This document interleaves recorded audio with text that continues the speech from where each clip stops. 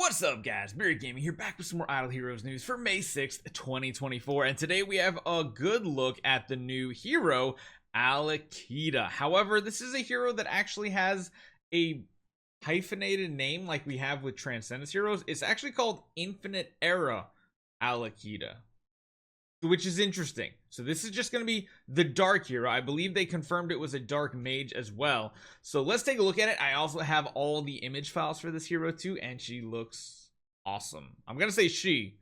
Yeah, it's definitely a she.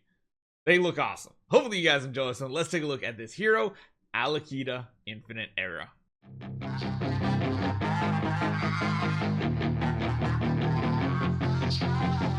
So yeah, hyphenated name, that's interesting. Usually that is reserved for Transcendence heroes. This would be the first hero that has the name like that, unless Infinite Era Alikita is supposed to be the Transcendence version and they're just putting that in there as a spoiler. I really don't know, but let's talk about this hero. The art design was inspired by the player submission, but we also aim to bring this character closer to the game art appeal and everything like that. So I will agree, it doesn't directly fit in with this, but the fact that she looks like she's literally from the void, she looks a little bit more like she's from Tron, to be honest. I think it's maybe the discs that are doing it for me, but overall it's still a really solid design, and I think they did a good job translating it to the Idle Heroes art style, because let's be honest, I'm pretty sure most of us play Idle Heroes still to this day because of the very unique art style.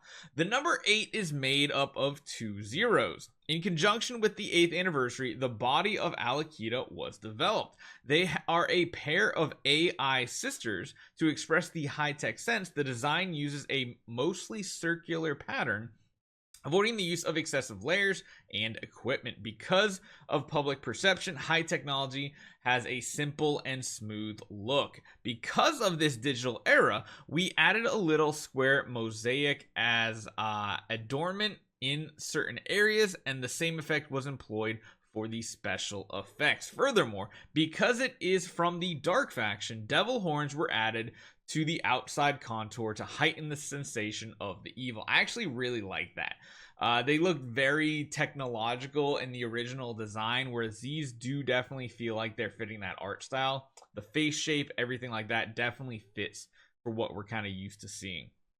Furthermore, because it's from the Dark faction, the devil horns have been added to the contour. The designs of the face also resemble the mask pattern of a secret tribe, creating a feeling of mystery and color coordination. As a result, we chose a rich bluish purple tint. These designs are also intended to make her appear less technical while simultaneously emphasizing the Dark faction's qualities, which again, I think they did a really good job on this hero. They definitely took it from a tech side and turned it into like more of a dark void side that makes more sense in the game, and it looks really, really cool.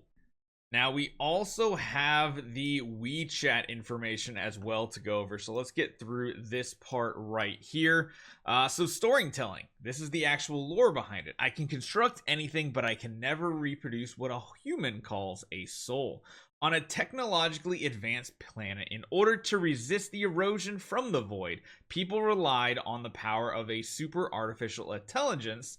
And I think this one's going to be called, I don't know, it says Lena in the translation, so I don't know if that's absolutely true, if it's supposed to be Alikita. We'll have to see. Unexpectedly, the void had already penetrated into it and transformed it into what we see. After the artificial intelligence was activated, Luna, so maybe they're talking about Luna, the last hero. It could be Luna, and the entire planet was gradually formatted, causing everything in it to be broken down into data building blocks, and finally a huge data gap was formed in the void, the Neon Abyss.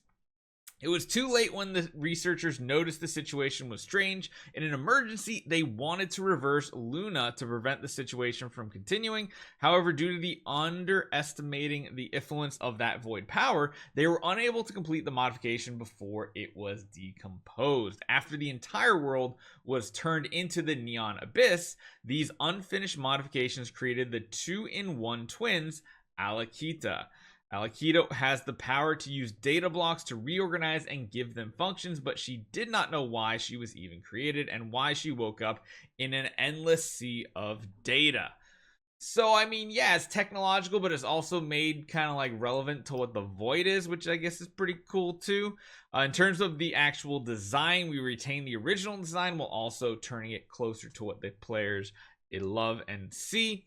Because we're in a digital age, we added some square mosaics to embellish other places and have special effects. Furthermore, considering that is from the Dark Fam, yeah, we kind of got pretty much the same story right there in this translation as well.